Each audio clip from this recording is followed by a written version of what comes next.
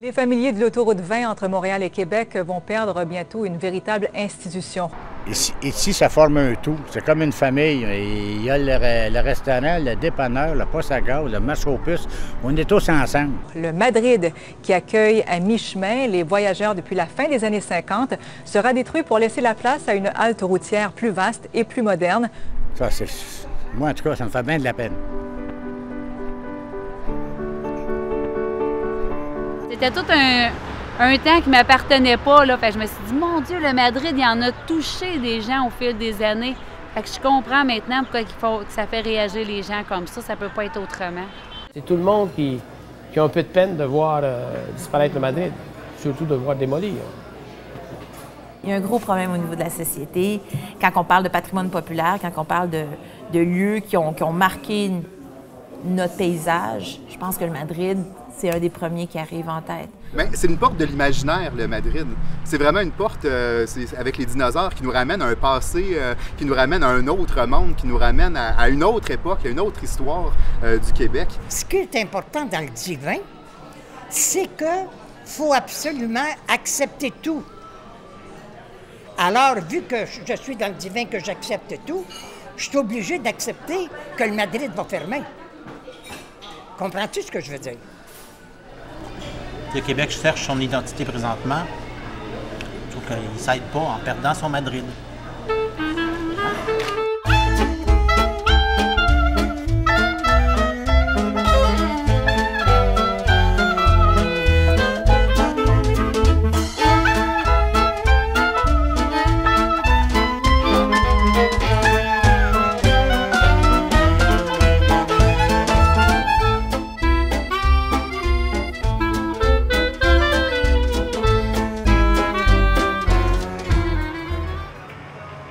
Bonjour, mon nom est Richard Arel, propriétaire du restaurant Madrid. On prend son départ, ici c'est un rang de campagne, et puis en 54-55, M. Bastien a décidé d'ouvrir une petite épicerie locale. Graduellement, il en a fait un restaurant, en continuant tout le temps, et là, il vendait de la bière sur la slide parce qu'il n'y avait pas de permis, comme c'était des tolérances qu'on appelait à l'époque. Après ça, il a fini par avoir une salle de danse, grossir ça, c'est devenu le Moulin Rouge en 60. Et puis en 67, l'année d'expo, ça a passé au feu. Alors, il a décidé de rebâtir ça, style espagnol. Il y a eu une grosse vague espagnolisante dans les années 60-70. Ça a eu un impact sur les films, ça a eu un impact sur les décors, nos salons, sur les restaurants. C'était très clair. Puis ça, le Madrid, c'était comme, même s'il ne reste plus grand-chose à l'intérieur, c'était une icône de ça. Le nom l'en parle encore. Donc, ça parle d'une certaine histoire.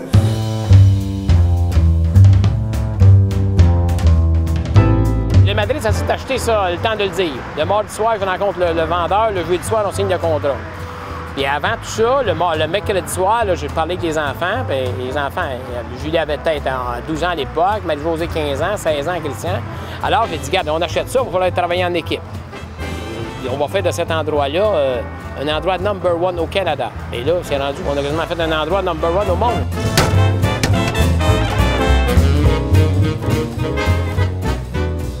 Des Français vont venir ici puis ils vont dire à d'autres, faut y aller voir ça. Faut absolument que tu passes par là, c'est vraiment spécial, il y a quelque chose de spécial à voir, donc ça se fait vraiment. Puis on a beaucoup d'Espagnols aussi qui viennent. Puis les Espagnols, ils disent, ils arrivent ici puis ils font, mais c'est quoi ça, ce restaurant-là? Tu sais, c'est Madrid, tout ça, fait qu'ils sont fascinés, fait qu'ils retournent en Espagne puis en parlent à d'autres, d'autres viennent, donc c'est vraiment à travers le monde.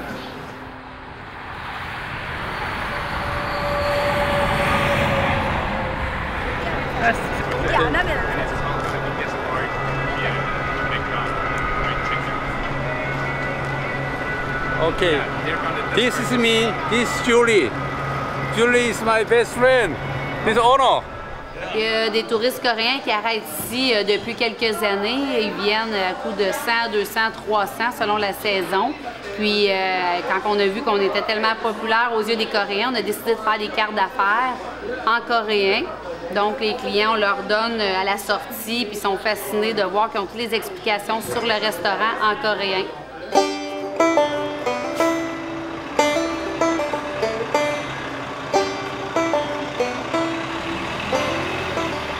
Le Madrid a des photos à peu près dans tous les pays de la planète. Je pense qu'on peut faire le tour de beaucoup d'endroits. Puis je maintiens que le restaurant sur la planète qui a le plus de photos sur la planète, c'est le Madrid.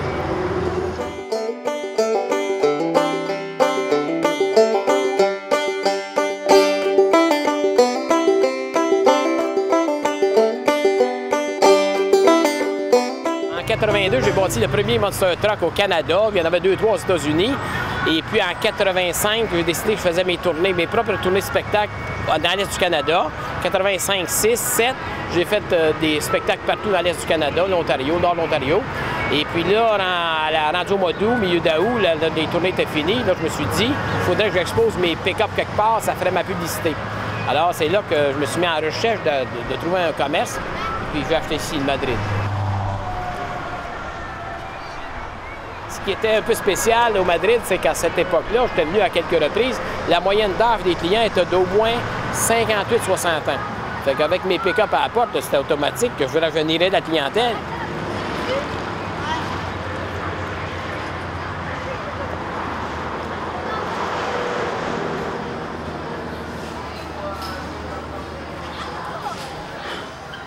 J'étais allée à une place pas loin de chez moi, puis il y avait 2 petites photos dans un bar de vedettes. Enfin, c'était 2 photos de vedettes. Fait que là, je m'étais dit, c'est très cool au Madrid, il y a tellement de vedettes qui passent. Ça a commencé avec Claude Ryan, après ça, Norman Brathwaite. Donc, à chaque fois qu'il venait une vedette, là, on prenait une photo. Puis, mais la celle que je suis plus triste d'avoir manqué, c'est Gérard Depardieu, qui est venu manger ici il y a quelques années, avant les téléphones cellulaires à photo. Puis moi, j'avais pris la carte mémoire pour aller faire une photo, puis j'avais oublié la carte mémoire chez moi. Donc là, il était ici, puis là, on avait bien de la peine parce que Gérard, on n'a pas pu le poser.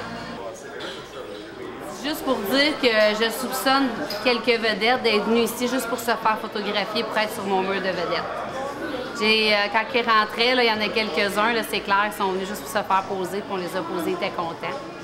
Il fallait qu'ils soient au Madrid, là, parce que là, si tu passes et tu ne pas sur le mur des vedettes, là, ça ne marche pas. Là. On a toute une plus grande vedette. Moi, dans mon cas, c'est Joanie Rochette. Quand elle est venue pas longtemps après les Jeux olympiques, là, que je l'ai servie, puis ça, c'était vraiment, ça m'a pas mal.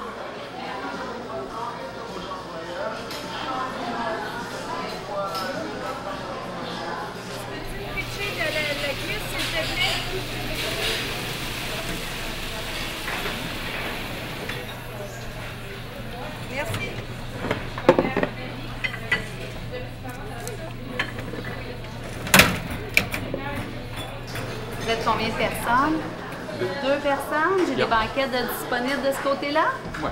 Parfait. Bon appétit.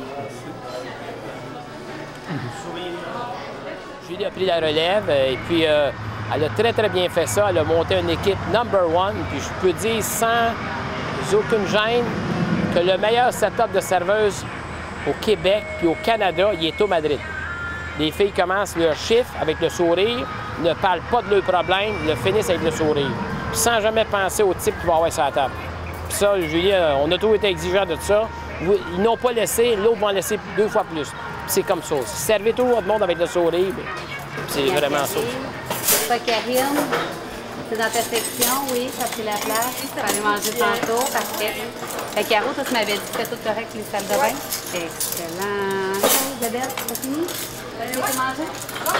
Je vais finir un petit avant un peu. Oui, je vais y aller.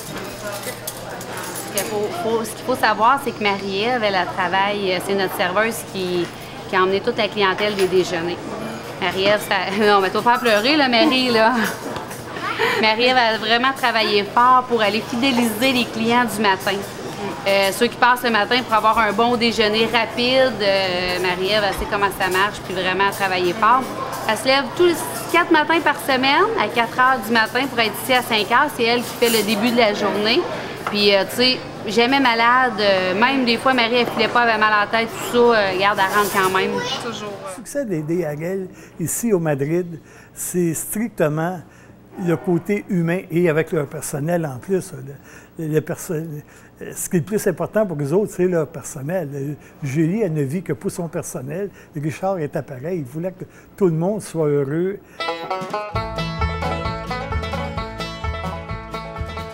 Premièrement, ça prend de la musique dans le restaurant et de la musique extérieure. Des gens soient confortables et heureux quand ils arrivent ici. Deuxièmement, je disais toujours aux serveuses, si quelqu'un vous demande pour aller aux chambres de bain, vous devez lui montrer avec le sourire. Même s'il va juste aux chambres de bain, lui, s'il a été bien accueilli, il va revenir. Puis ne voyez jamais un client comme un signe de pièce. Le Madrid est vraiment un lieu unique. Le Madrid, c'est vraiment... c'est directement relié à l'âme des propriétaires, je pourrais dire, qui ont vraiment osé oser proposer un commerce qui est différent parce qu'ils ont osé se présenter tels qu'ils sont, selon eux. Ils n'ont pas voulu correspondre à un style particulier. Ils se sont pas soumis aux dictats du design particulier. Eux, ils sont arrivés avec leur goût personnel. Ils ont arrivé avec leurs objets, puis ils ont mis ça. Ben, ça a donné quelque chose de très éclectique, de très absurde, disons ça comme ça, de très absurde. L'important, je pense, c'est l'originalité puis l'excès du concept qui est plus fascinant que n'importe quoi d'autre. On est bien ensemble, on s'entend bien, puis c'est vraiment, vraiment, vraiment le fun de vivre ça.